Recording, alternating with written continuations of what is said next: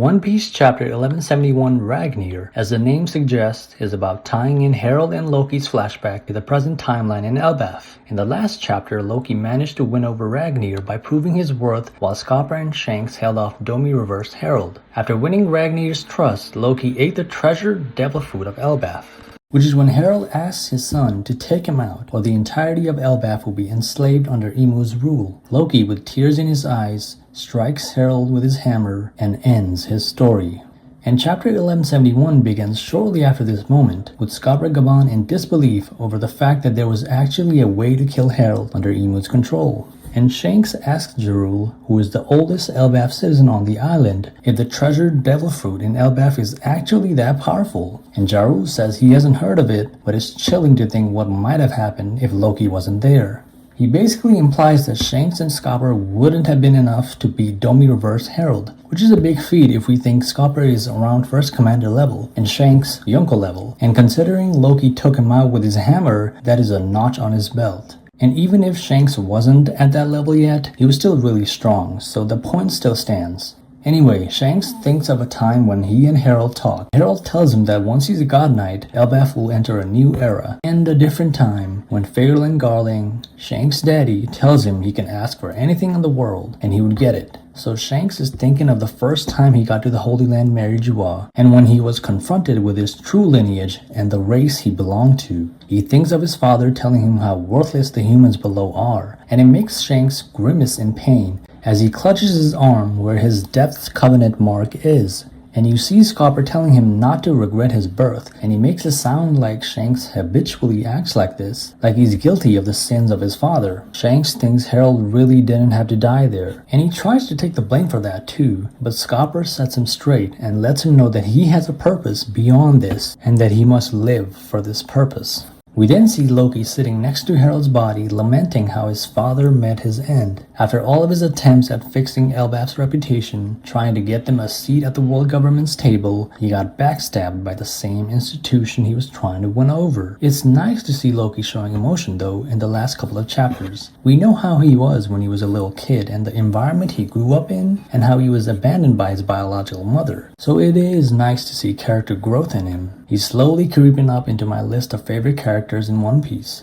But back in the Holy Land Merijua, we see Ymu livid with the five elders because of what happened to Harald. Harald was an ancient giant that was given the Abyss Covenant and made into an absolute monster with an immortal body. So understandably, Ymu is annoyed to find that he's been killed. He wants to know which animal managed to kill him. But what I don't get is that Ymu didn't know who killed him even though his voice reached Harald in Elbaf through the Covenant. Remember, the Abyss Covenant makes it so the mark must follow Ymu's orders no matter what, and no matter where they are in the world. So naturally, I thought that meant Ymu could be in possession of their body. But the fact that Ymu doesn't know Loki killed Harald, that could only mean he isn't actually controlling Harald's body voluntarily. It's more like a passive ability that forces Ymu's order on someone, and if that person refuses to act out said order, they attack anyone in the way.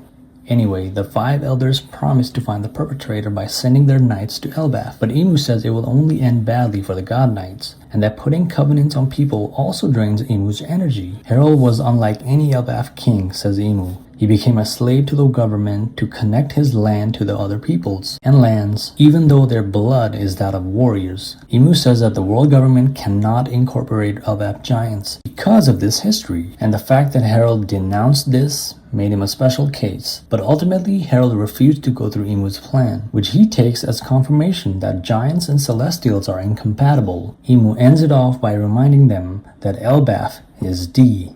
And this is the first time we're hearing of this, the idea that an entire country inherits the will of D. Before, it was just a select few like the Monkey D family or the Nefertari family, but apparently entire islands can be that too. But Elbaf being D makes sense though, why Ymu never wanted to collaborate with the giants, because they feared retaliation against the government, which is what all of the D people share in common.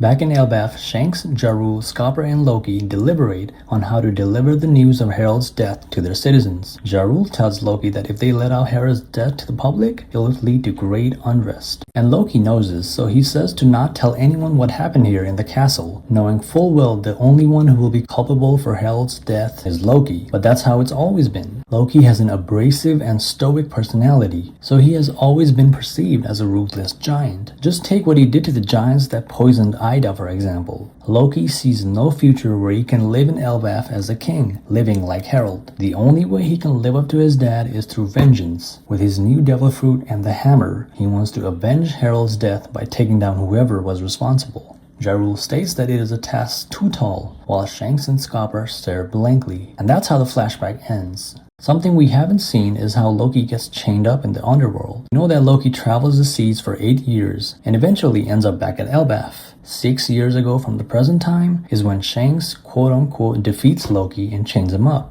But obviously, seeing how Loki made the decision himself to lie about what really happened, it feels like Loki willingly chained himself up 6 years ago to serve punishment for killing Harald. In the public's eye, Loki is seen as the father killer, so this was the only way to get closure in his eyes. Loki explains to Hajrudin that he's not so twisted that he would celebrate killing his own dad, and that he only did it because he didn't want to reverse everything that Harald had built. Hajrudin now finally understands why Jarul asked for leniency in Loki's case. It was because their father chose death over the enslavement of his country. However, the only thing Hajrudin and the others don't know is how Harald was controlled via Imu's covenants. Scoffer offers to explain this in greater detail, but Hajrudin doesn't need to hear anymore. He unlocks Loki's sea stone shackles and asks for his help to protect Elbaf. Loki is free for the first time in 6 years, and right on cue, because we needed to see him flex his powers, a Draugr falls from the upper world, which is a perfect warm-up, Loki says. Hajrudin joins up with the rest of his crew, and they all apologize to Loki for thinking he killed his father, but his other crimes were still wrong, so he's not excused there.